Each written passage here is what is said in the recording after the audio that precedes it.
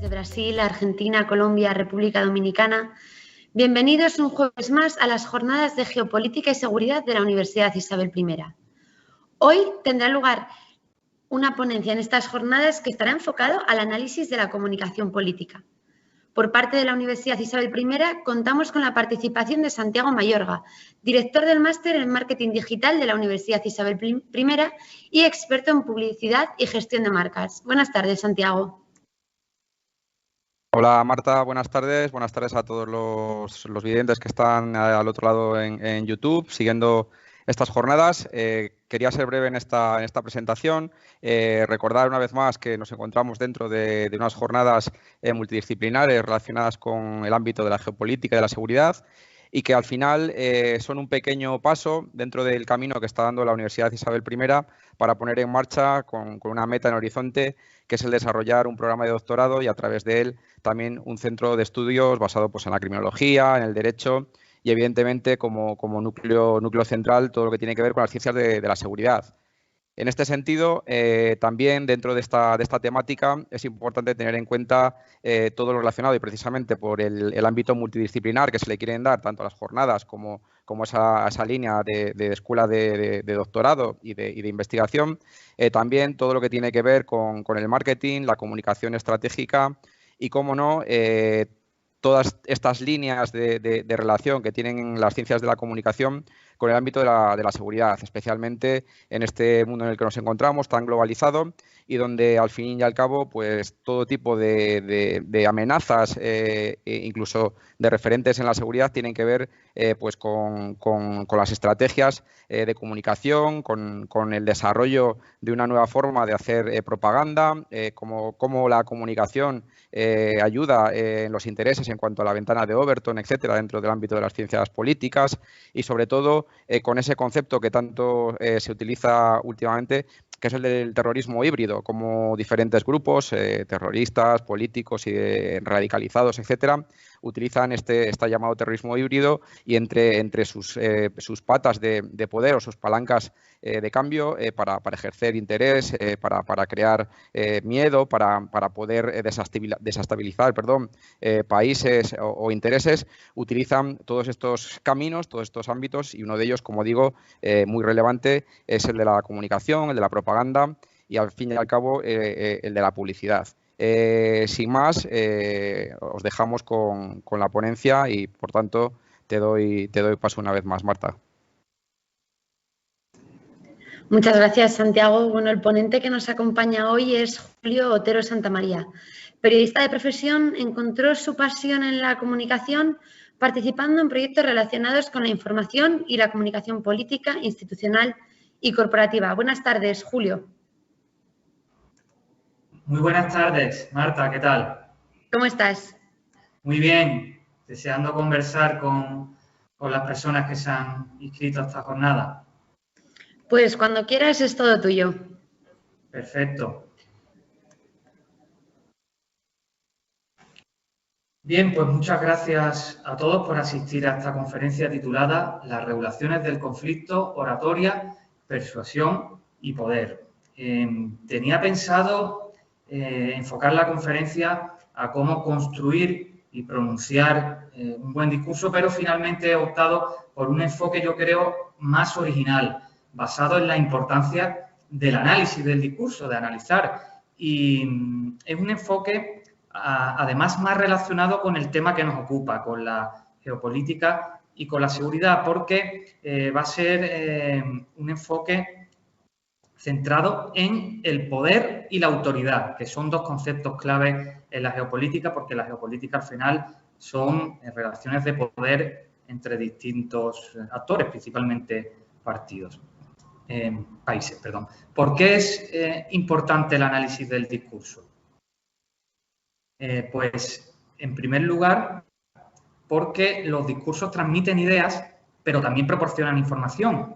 Quiere decir esto: un líder político utiliza los discursos como una herramienta de propaganda, pero también sus adversarios o los analistas que estemos interesados en analizar a alguien, también extraemos datos de sus discursos.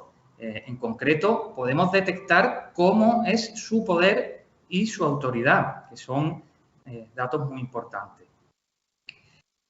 Otra premisa básica es que el análisis debe ser previo a adoptar una posición y una estrategia.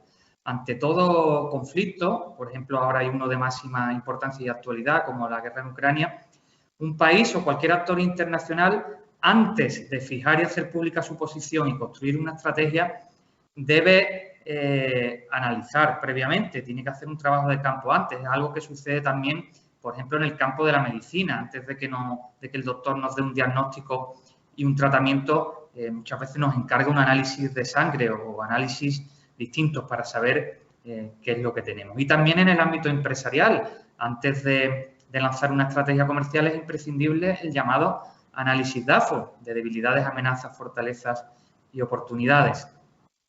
Nosotros vamos a conocer una herramienta de análisis del discurso muy útil para analizar discursos a nivel de geopolítica y de comunicación política, por supuesto, también. Se llama las regulaciones del conflicto o las estrategias persuasivas. Ambos nombres son válidos. ¿Qué son las estrategias persuasivas?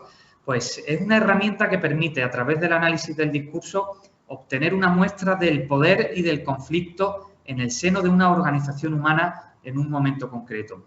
Digamos que el poder de una organización se fosiliza, queda fosilizado en el discurso y nosotros, como analistas, como científicos, podemos sacar una muestra, como si fuera ADN, podemos sacar una muestra de ADN de ese poder a través del discurso. ¿Y para qué sirve esta metodología? Pues, entre otras cosas, sirve para conocer, a través de la oratoria, el poder y la autoridad que tiene el emisor, un líder político normalmente, ¿no? También sirve para explicar la relación entre el orador y el auditorio. También nos sirve esta metodología de las estrategias persuasivas para diseccionar los recursos discursivos empleados por los líderes. Vamos a hablar de estrategias persuasivas, que en el fondo no son más que recursos discursivos que utilizan los políticos. Y por último, vamos a discernir también los diferentes tipos de discursos, porque esta herramienta nos va a servir para clasificar esos discursos en distintos tipos. Y de ahí vamos a extraer también información geopolítica de mucho valor. Bueno, las regulaciones del conflicto, o sea, esta herramienta, las estrategias persuasivas, parte de la teoría de las regulaciones del conflicto, que es una teoría del profesor Antonio Rodríguez de las Heras, que ahora mismo lo tienen ahí detrás, de fondo, y que se está ahora mismo celebrando un homenaje en su memoria en la Universidad Carlos III, porque falleció hace 2 años. Pues este brillante profesor, en sus investigaciones, llegó a la conclusión de que todo sistema segrega conflictos. Segrega en la acepción de producir conflicto, todo poder, por el hecho de existir, produce conflicto, pero a la misma vez segrega el conflicto, es decir, lo aparta. Todo poder tiende a apartar el conflicto y lo hace mediante 7 dispositivos o mecanismos reguladores para neutralizarlo. Todo sistema, hablamos, por ejemplo, de un régimen político, de un partido político, de una institución o incluso de una clase, de una empresa o de una clase de alumnos. Una clase de alumnos donde hay poder, que es el profesor, donde hay conflicto porque hay alumnos que inevitablemente no lo quieren escuchar y el profesor pues hace uso de 7 regulaciones. Puede convencerlos para que se calle, halagarlos, castigarlos o incluso expulsarlos. Después veremos cada una de esas regulaciones. ¿Por qué las veremos? Porque el profesor de las Heras se dio cuenta de que un discurso al final funciona como un sistema humano y que, por lo tanto, el emisor, que es el que tiene el poder de la palabra, guarda una relación de antagonismo o al menos de cierta tensión con su audiencia. Ahí lo ven en la imagen. El orador está frente a su público, se posiciona uno frente a otro y eso ya genera tensión. Pero esta tensión se puede resolver a través de esas 7 regulaciones, que en el caso del discurso, en el caso de la oratoria, no son sino estrategias persuasivas, estrategias para persuadir a la audiencia. Aquí ven la representación gráfica. Audiencia, la flecha significa antagonismo hacia el orador. Vamos a ver esas 7 estrategias que todo orador utiliza en un discurso. Todos, al final, todo se reduce a 7 estrategias a la hora de persuadir. Y hay 3 tipos de estrategias. Las de reducción del antagonismo, las que buscan disminuir esa tensión, que son el halago y la exaltación. Las estrategias que buscan el trasvase de la tensión a un tercer elemento, que son el desplazamiento, el miedo y la culpabilidad. Y por último están las estrategias que quieren eliminar la tensión a base de aumentarlo. Y esas son la represión y la expulsión. Todas estas estrategias, o la mayoría de ellas, están basadas en una estructura ternaria. Es decir, el orador hace referencia a un tercer elemento que puede ser percibido de forma positiva o negativa, da igual, para descargar la tensión en él y pues buscar complicidad con su auditorio, con su público. Vamos a ver ahora ejemplos concretos de utilización por parte de líderes políticos mundiales de cada una de estas 7 estrategias. Y para ello he elegido el conflicto de Ucrania, que es un conflicto geopolítico, un conflicto de máxima actualidad y de máxima relevancia. Quiero ser objetivo, he elegido las estrategias que yo creo que más fácilmente pueden explicarse en los discursos. No he elegido una estrategia para un líder por un motivo concreto, por simpatía o por nada de eso. La primera estrategia que se utiliza para persuadir en los discursos dentro de las de reducción del conflicto es la exaltación. La exaltación es atraer a la audiencia apelando a un tercer elemento que actúa como puente. Ese puente, ese tercer elemento, pueden ser valores, ideas, personajes o hechos que ambos, el orador y su público, tienen en común o que consideran positivos. Esta sería la representación gráfica de esa estrategia. Y vamos con un ejemplo práctico. Vamos a empezar por el presidente ucraniano Volodymyr Zelensky, con un discurso del 10 de mayo de 2022, de hace poquitos días, en el que se dirige a la nación y habla sobre las Fuerzas Armadas y el estado del frente. Termina su discurso diciendo: eterno honor y memoria al primer presidente de la Ucrania independiente. Eterna memoria a todos los que defendieron Ucrania. Gloria a Ucrania. Lo he elegido porque es un caso de manual de exaltación. Las exclamaciones, las proclamas con que terminan muchos discursos son casos de exaltación. Se exalta en este caso a una figura que es admirada por el orador y por el público, que es el pueblo ucraniano, el presidente de Ucrania. También un elemento común de admiración son quienes defienden al país y, por supuesto, la patria en general. Es un caso muy claro. Pero también tenemos este caso del presidente chino Xi Jinping del 21 de abril de 2022 en un foro tecnológico en China, en el que también habló de la guerra de Ucrania y dijo: necesitamos trabajar juntos para hacer frente a los retos de la gobernanza mundial. Los países del mundo son como pasajeros a bordo del mismo barco que comparten el mismo destino. Para que el barco navegue la tormenta y navegue hacia un futuro brillante, todos los pasajeros deben empujar juntos. El gobierno chino quiere mantenerse más o menos neutral en el conflicto, no está a favor de la invasión, pero tampoco de las sanciones y de la postura de Occidente. Y aquí, para empatizar con la audiencia, que pueden ser también gobernantes o ciudadanos de países occidentales, pues hace referencia a valores que pueden compartir, a la metáfora del mundo como un barco en el que todos navegamos juntos y debemos navegar en la misma dirección. No son deseos, valores que podemos tener todos en común. La segunda estrategia, también de reducción de la tensión entre el orador y su público, es el halago. El halago consiste en ensalzar supuestas cualidades, virtudes o rasgos sobresalientes del auditorio. Se incluyen los saludos de cortesía y ofrecimientos.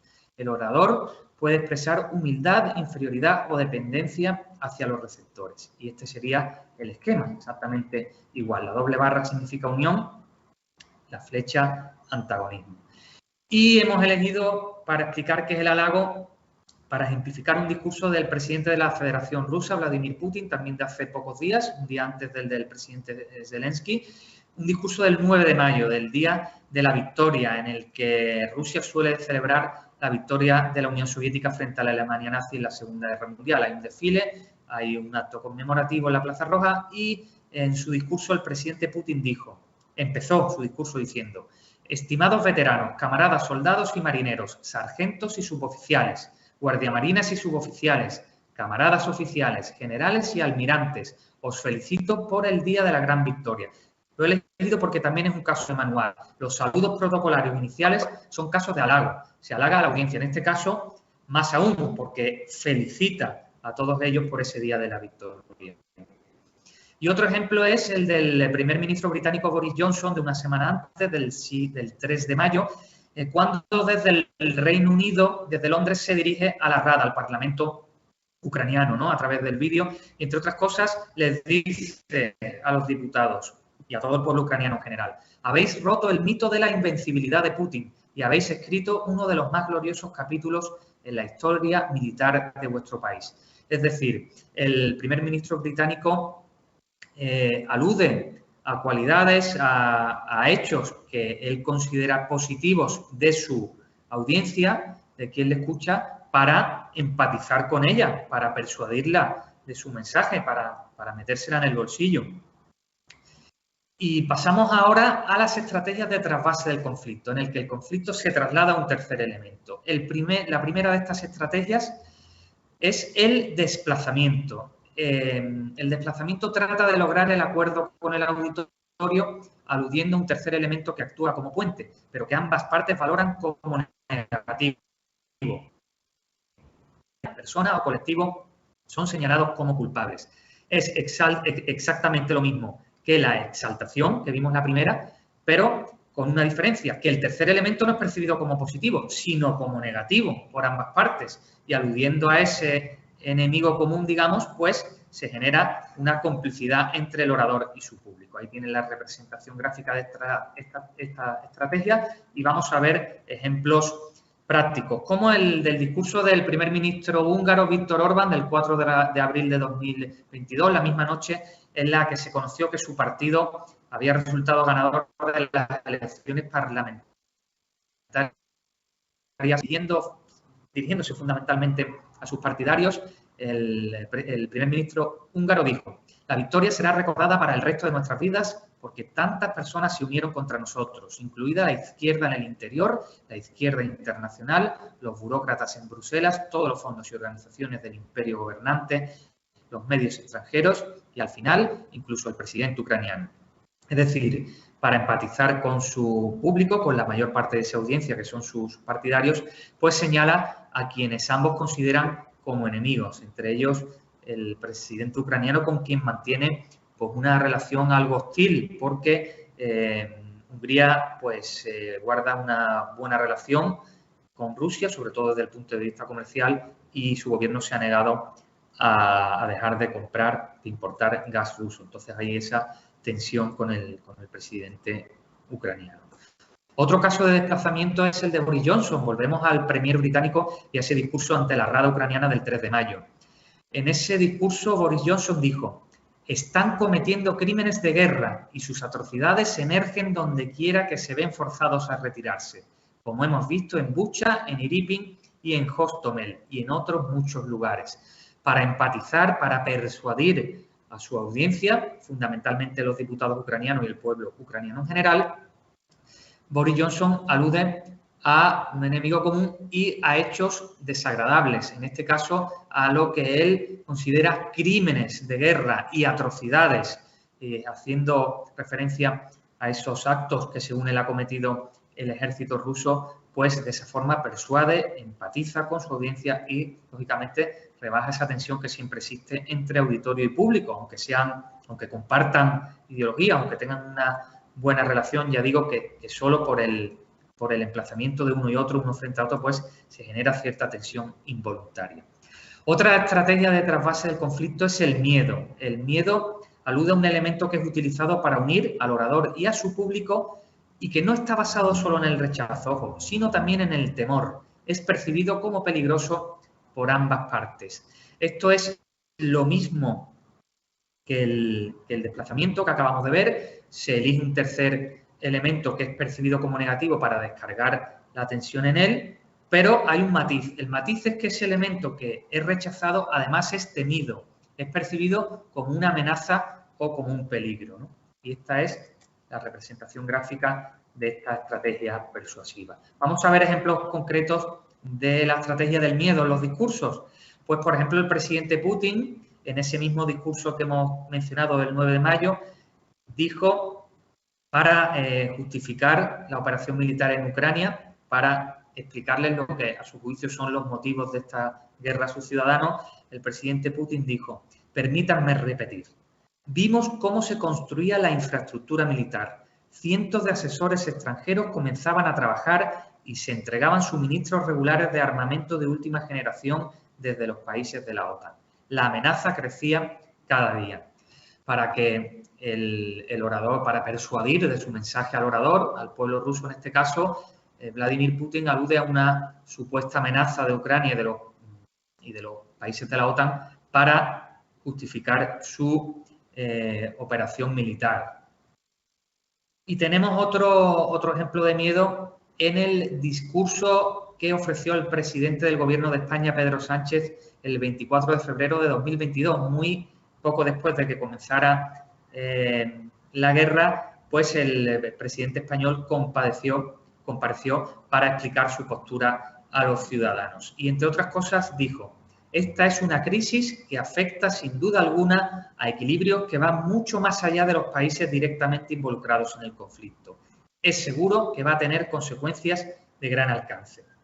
El presidente español, el orador, para que su público, su audiencia, empatizara con él y compartiera su posición política, le quiere hacer ver que el mundo corre peligro, que se ha generado una situación grave y que por esa situación grave, esa crisis que él dice, esas consecuencias de gran alcance, ese conflicto, él cita textualmente, es lo que debe, pues en cierto modo, asustar a los españoles y hacerles ver que la postura digamos, firmeza frente al gobierno ruso es la única válida, la única que se debe adoptar. Otra estrategia de trasvase del conflicto es la culpabilidad. La culpabilidad consiste en dividir a cada uno de los receptores en dos partes, una que castiga y otra que es castigada. Se trata, en definitiva, de convencer a la audiencia de que alguna idea o algún comportamiento propio de ella o del colectivo al que pertenece es rechazable. No se trata de dividir a la audiencia en dos. Esto es un poco más complicado, sino de que cada uno de las personas que escuchan el discurso se divide a su vez en dos. Por una parte, reconoce un comportamiento que señala el orador y que reconoce que es negativa, y por otro lado, al tiempo que la rechaza, decide dejarla atrás y cambiar, tal como también le señala el propio orador, ¿no? Esta sería la representación gráfica de esta estrategia y vamos a verlo porque es sencillo de ver con un ejemplo, ¿no? Es como dice la palabra, simplemente generar culpa. Por ejemplo, el discurso de Joseph Biden del 28 de abril de 2022, un discurso desde la Casa Blanca. Entre otras muchas cosas, el presidente de Estados Unidos dice: o respaldamos al pueblo ucraniano mientras defiende a su país, o nos mantenemos al margen mientras los rusos continúan con sus atrocidades y agresiones en Ucrania. Es un discurso en el que, entre otras cosas, trata de, al igual que el de Sánchez, atraer el apoyo, primero, de los representantes y de los senadores, de los congresistas y de los senadores norteamericanos, y por ende también de los ciudadanos americanos a su postura. Y para ello, y para las personas que estén dudando, y a las personas que estén dudando, pues les hace sentir culpables. Es decir, si no se respalda al pueblo ucraniano en la defensa del país, lo que se está haciendo es el juego a Rusia, que según él comete atrocidades y agresiones. Por lo tanto, quienes duden de la postura del gobierno y quienes duden de que apoyar a Ucrania es una postura justa e incluso la única alternativa, pues deben sentirse culpables, porque están siendo voluntariamente o no cómplices de lo que él considera atrocidades y agresiones. Y otro ejemplo de culpabilidad muy interesante, el de Volodymyr Zelensky, el presidente ucraniano, en el discurso que citamos antes del 10 de mayo. Dijo Zelensky, dirigiéndose a sus ciudadanos: pero también quiero instar a toda nuestra gente, y especialmente a los de la retaguardia, a no contagiar emociones excesivas. No debemos crear una atmósfera de presión moral específica cuando se esperan ciertas victorias semanales e incluso diarias. El presidente y el gobierno ucraniano ha detectado cierto clima de euforia o de altas expectativas después de varios éxitos anunciados en el frente, y ha detectado que este fenómeno, que este comportamiento, que esta actitud puede ser también contraproducente, aunque sea de forma involuntaria y aunque se haya generado de forma espontánea, cree que es algo que hay que cambiar. Entonces, en cierta forma, suavemente, hace sentir culpable a los ciudadanos que hayan generado este clima. Les dice, ojo, no hay que cargar de emociones el ambiente porque nuestro ejército lo puede sentir, se puede sentir presionado, puede tener unas expectativas altas que le presionen y al final podemos vernos frustrados. Entonces, hace que el público reconozca un comportamiento, en este caso perjudicial, y que decida cambiar la actitud. Y vamos a terminar con las estrategias de aumento del conflicto, de la tensión. La tensión se va a eliminar precisamente aumentándola. Aquí no hay un tercer elemento que sirva tanto de puente, ¿no? La primera de estas estrategias es la represión. La represión no es ni más ni menos que un pulso entre emisor y receptor. El líder político, el orador que habla, trata de imponerse por sometimiento y no a través de valores comunes. Es una estrategia que se usa mucho, sobre todo no en este tipo de discursos institucionales que les estoy mostrando, sino más en debates, cuando el orador utiliza el ataque, la crítica o la denuncia contra parte de su auditorio, es decir, contra su adversario, con la persona con la que está debatiendo, bien en la tele, bien en la radio, bien en un parlamento. Pues aquí solo la representación gráfica es esa porque no hay cambio. Digamos, el antagonismo no desaparece con la represión. Y vamos a ver dos ejemplos. Otro del discurso de Joseph Biden, que es muy rico en estas estrategias, es yo creo el que serviría mejor para explicarles a ustedes las estrategias. Lo que pasa es que también quería enseñarles lo que decían otros líderes. Dice Joseph Biden, Rusia es el agresor y el mundo debe responsabilizar a Rusia. Y lo hará. De esta forma rechaza, reprende, censura la actitud de Rusia y en parte se dirige también al gobierno ruso con estas palabras, ¿no? Le advierte que el mundo le hará responsable de lo que está sucediendo en Ucrania. También caso de represión el del discurso de Emmanuel Macron, el presidente de la República de Francia, el 3 de marzo, poco después también de que comenzaran las hostilidades. Y en su discurso dice, esta guerra no es un conflicto entre Occidente y Rusia, como a algunos les gustaría que creyéramos. No hay ninguna base de la OTAN en Ucrania. Estas son mentiras. Rusia no es agredida, es el agresor. Esta guerra no es una lucha contra el nazismo, es una mentira. Aquí rechaza completamente los argumentos que utiliza el gobierno ruso y también sus simpatizantes en todo el mundo para justificar la guerra. Lo califica todo de una mentira y lo rechaza uno por uno. Es decir, es un caso claro de represión del auditorio o de parte del auditorio. Y la última es la expulsión. La expulsión sería, por ejemplo, cuando el orador no recoge, no reconoce o niega un determinado problema que puede estar flotando en el auditorio o que incluso ha podido ser mencionado explícitamente, pero que, sin embargo, es ignorado, ¿no? Por ejemplos de expulsión, cuando un político en el Congreso de los Diputados, por ejemplo, dice no me voy a molestar en contestar su intervención, señoría. Ahí, pues, expulsa, en cierta forma, a su rival. Otro caso de expulsión, cuando en un mitin político dice un político contra nuestro proyecto no hay alternativa posible. Anula el debate.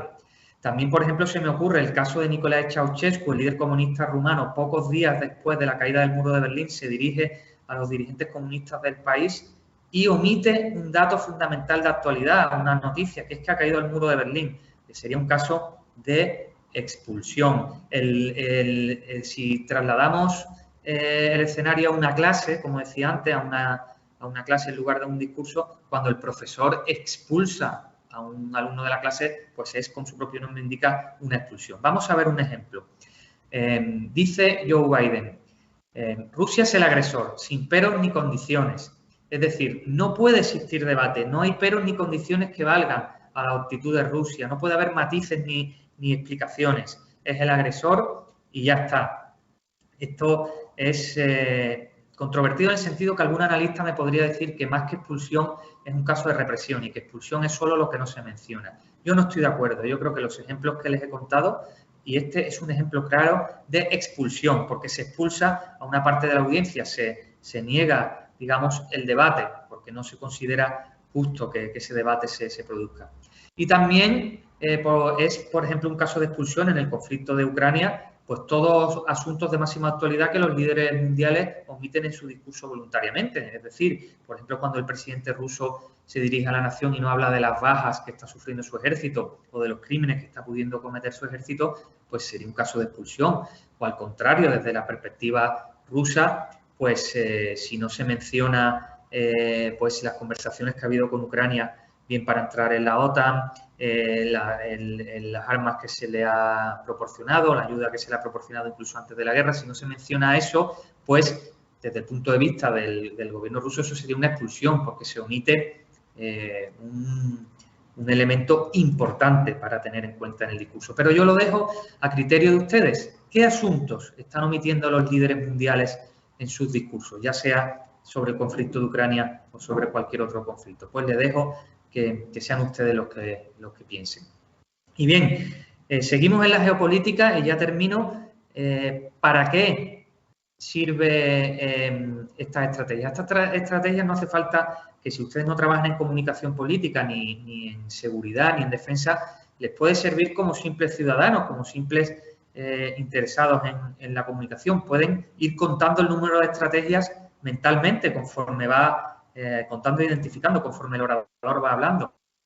Pero si quieren hacer ya un informe que sirva para quienes asesoran a los líderes, para quienes trabajan en las instituciones, es importante que cuenten la frecuencia de cada una de las estrategias, que hagan un cuadro como este, cojan un discurso por escrito y que identifiquen y cuenten cada vez que se utiliza una estrategia. Y con un cuadro como este se pueden hacer muchísimos gráficos y de mucha utilidad. Pero yo me voy a quedar con el perfil.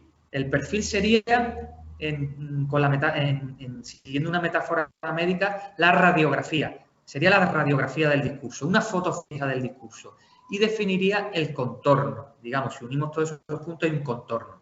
¿Cómo se hace? Pues se pone en un eje vertical las estrategias ordenadas desde la más dura a la más blanda, de arriba abajo, y en el eje horizontal, pues simplemente el número de veces que se ha utilizado, y así se hace un gráfico de barras. Y podemos ver si es un discurso que utiliza el poder duro, es decir, si tiene las barras más por arriba, o si utiliza más el poder blando, si utiliza estrategias más blandas de reducción del conflicto y, por lo tanto, las barras están por debajo.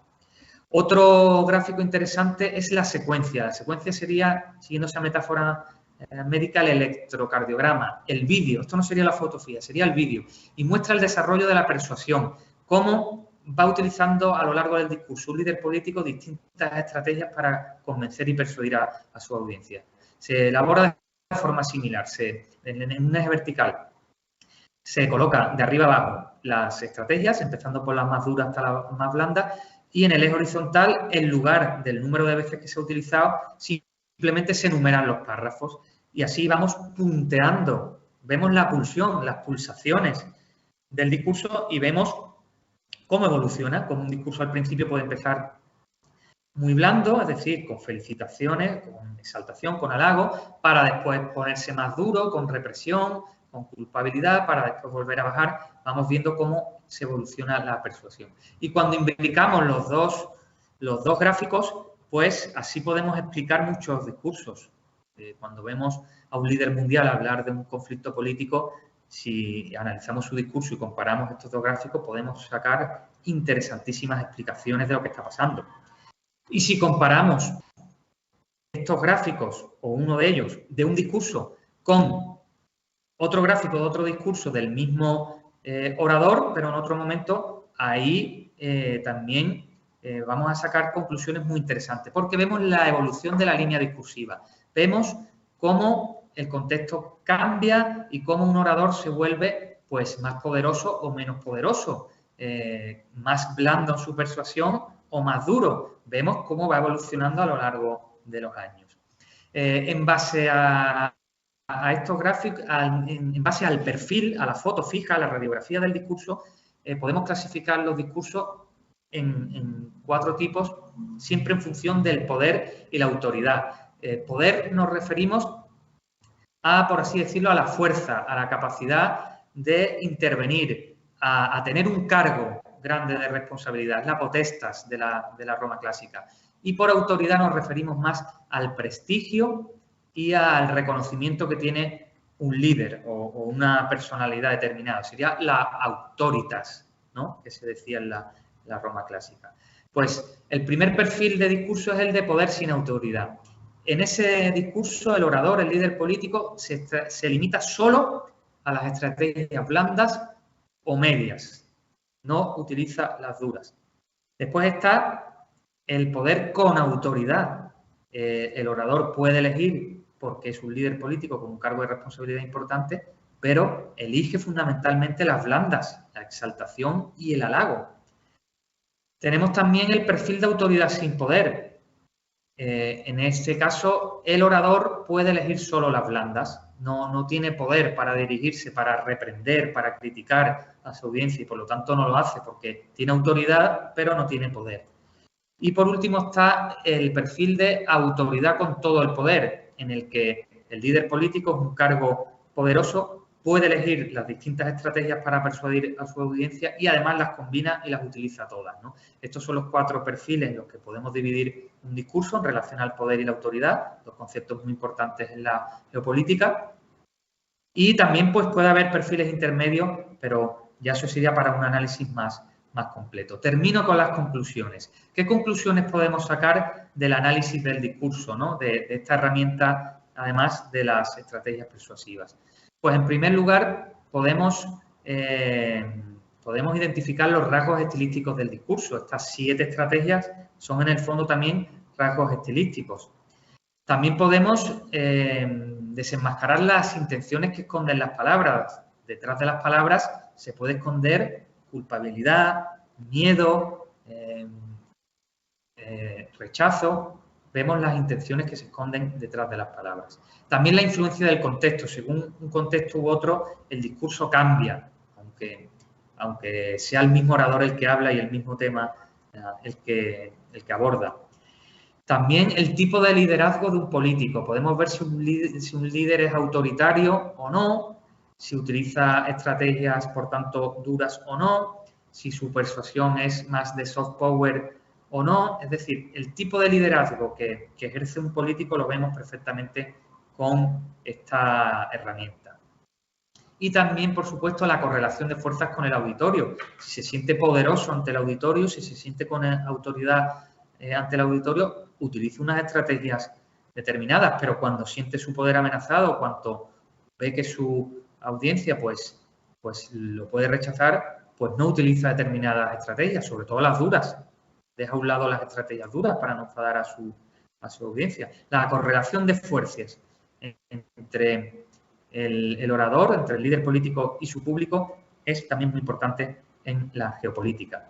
Y también, por ende, podemos conocer la estabilidad de un sistema. En base a todas estas variables se puede saber si un sistema es estable o no. Quiero decirles con todo esto que además de toda la información que manejan los servicios de inteligencia, las Fuerzas Armadas, etcétera, las instituciones, los laboratorios de ideas, incluso los grupos de comunicación, los equipos de comunicación política, pues con esta herramienta yo creo que pueden reforzar más su conocimiento y pueden sacar conclusiones muy, muy útiles, porque simplemente escuchando y viendo a un líder político hablar y dirigirse a un público, se puede saber cómo es su liderazgo, si tiene más o menos poder y autoridad, cómo se relaciona con su público y si su régimen es estable o no. Yo creo que información muy, muy valiosa.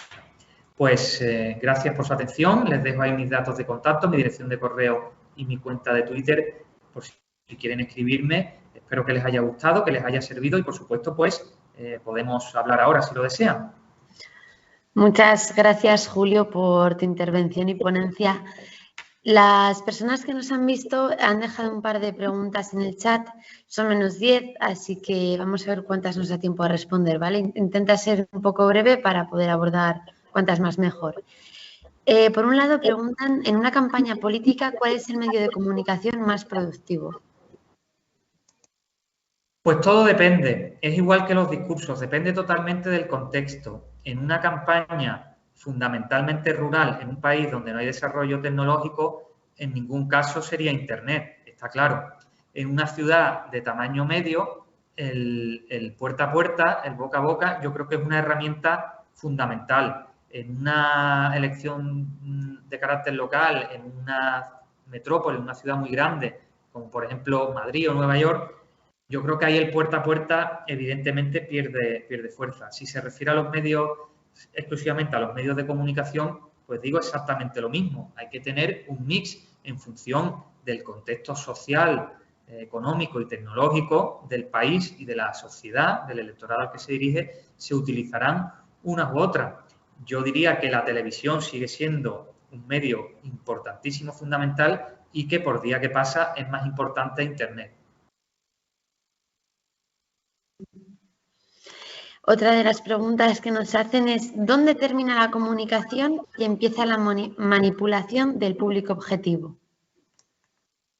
Pues es una buena pregunta. Yo le diría que nos queda pendiente por investigar las 7 estrategias persuasivas, no persuasivas del orador, sino defensivas del público. Es decir, ¿qué 7 estrategias podemos utilizar nosotros para defendernos de las estrategias persuasivas o de la manipulación en general? Y sí, pues es muy difícil de contestar porque muchas veces la línea es muy delgada entre la comunicación y la propaganda y entre la comunicación y la manipulación.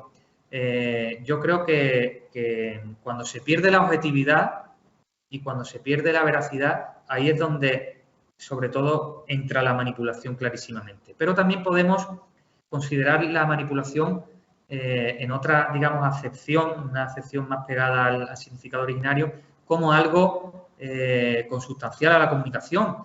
La información en bruto, los datos en bruto, necesitan ser procesados y, por tanto, manipulados en el buen sentido, elaborados, como la comida. Quienes trabajan en la hostelería tienen carnet de manipulador de alimentos, no porque manipulen la comida de forma negativa, sino porque la cogen con las manos, la tratan, la manipulan, la elaboran, y en este sentido manipulación también podría ser un término consustancial a la comunicación. Pero la manipulación negativa, yo creo que la frontera está sobre todo cuando se pierde la objetividad y cuando se falta la verdad. Ahí creo yo que es cuando empieza la manipulación.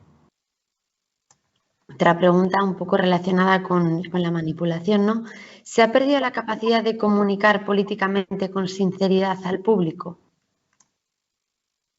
Pues depende también del contexto, no en todos los países la comunicación funciona igual, pero sí que es verdad que hay tendencias mayoritarias y mi opinión personal es que sí, que un poquito sí que se ha perdido.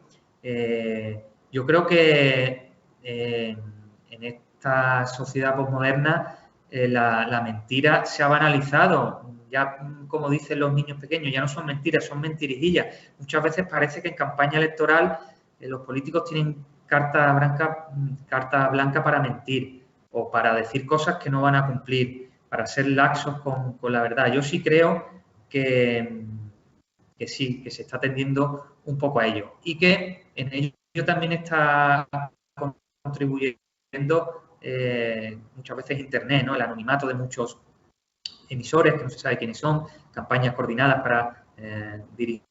Y creo que en ese sentido que el símbolo de todo eso es la posverdad. Es decir, ya no se puede proteger la verdad porque ya es que hay interlocutores políticos, periodistas que niegan que exista.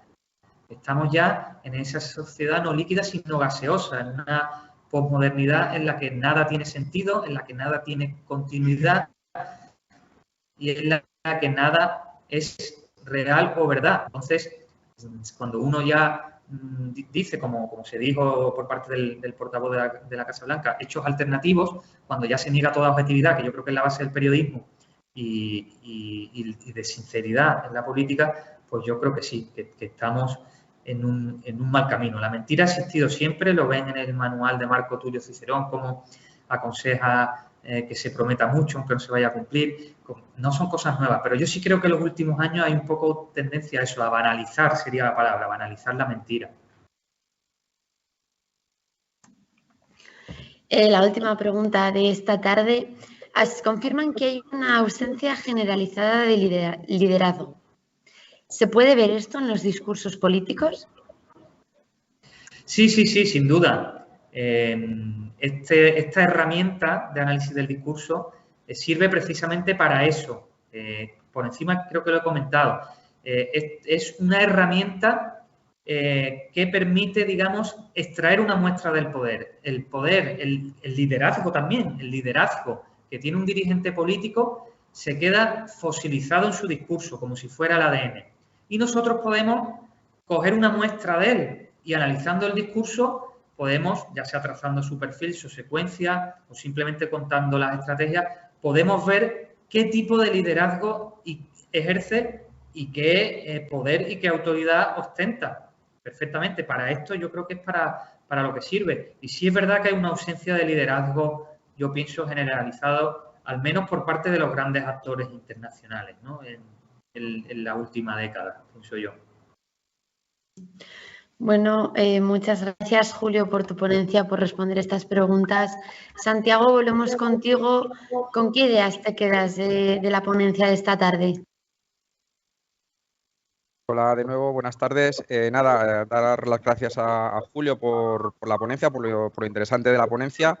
Y bueno, como creo que las preguntas que se han realizado pues, son muy pertinentes en cuanto al discurso, a la ponencia que ha realizado Julio, yo me quería quedar de forma general un poco con cómo nos ha enseñado, por decirlo así, con los entresijos, con las entrañas de lo que puede ser una metodología profesional para el análisis de un discurso, en este caso con tintes o con esos intereses políticos, que al final hay un interés detrás que va encaminado a esa proyección hacia las percepciones que vayan a tener un público de ellos y, por tanto, es un poco la reflexión que me queda en cuanto a cómo nos ha enseñado esa parte, como digo, de trastienda o de entresijos por un lado, para entender a los profesionales de la comunicación política y, por otro lado, también para entender cómo se desarrolla el sector del ámbito de la comunicación en las cuestiones políticas o de ciberseguridad. En este sentido, un poco y para cerrar, me gustaría dejar la reflexión también encima de la mesa, ya que al final nos interesa pues desde el ámbito académico un poco esta parte más metodológica que ha presentado Julio y, por otro lado, la labor de especialización profesional en el ámbito de la comunicación política que hemos podido ver con los análisis que nos ha presentado a través de estudios de caso. En este sentido, pues cómo ha desarrollado los discursos que se están generando ahora por líderes políticos europeos en cuanto a la guerra que está sucediendo en Ucrania y, por tanto, y como digo, dejar esta reflexión en cuanto a, en este caso, en España, pues cómo se está desarrollando o cómo está evolucionando la profesionalización y la especialización también, ya no solo del profesional como tal, sino de agencias y de un sector que puede englobar a todo lo que tiene que ver con propaganda, con comunicación política, etcétera, etcétera. En este sentido, era mi reflexión general un poco acerca de lo que nos ha comentado Julio. Muchas gracias, Santi. Muchas gracias de nuevo, Julio. Y muchas gracias a todos por asistir a esta jornada de geopolítica y seguridad. Se nos acaba el tiempo, pero os esperamos el próximo jueves a la misma hora aquí, en el canal de la Universidad Isabel I, con la coronel María del Carmen Ariñez Fernández y su ponencia sobre inteligencia sanitaria y toma de decisiones. Hasta el próximo jueves.